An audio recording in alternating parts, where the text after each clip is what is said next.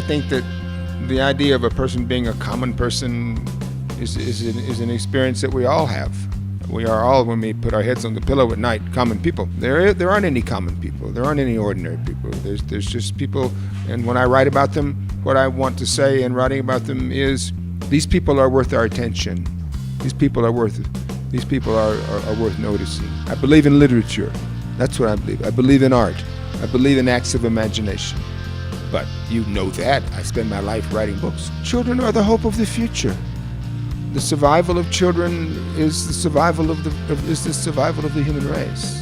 So to write about children is inescapable, really. It's nice for me to be able to write about children rather than having to have them and raise them, waste my life paying their bills. I mean, to lose your father when you're 16 years old, just when you are about to enter young adulthood, means that you could be without guidance.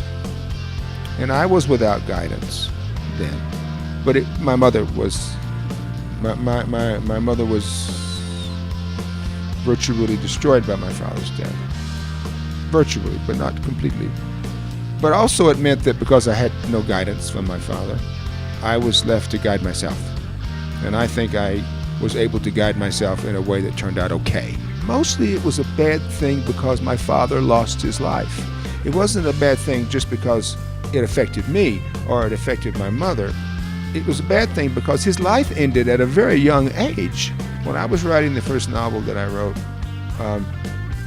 I was really happy the whole time I was doing it. If you choose to be a writer, you have no right to complain of it if it's difficult. All you have to do is shut up about that and do the work. I don't think I'm interesting enough to be a character in my own books. I'm trying to use my imagination and to some extent the resources of my life to create a character who's different from me. I think I would be better at that than I would be at writing about myself. I write because I read.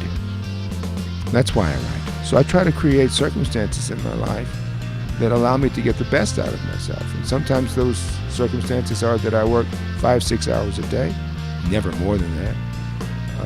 Sometimes it's 2 or 3 hours a day. I'm not one of these people who believes that because I'm a writer, everything is better.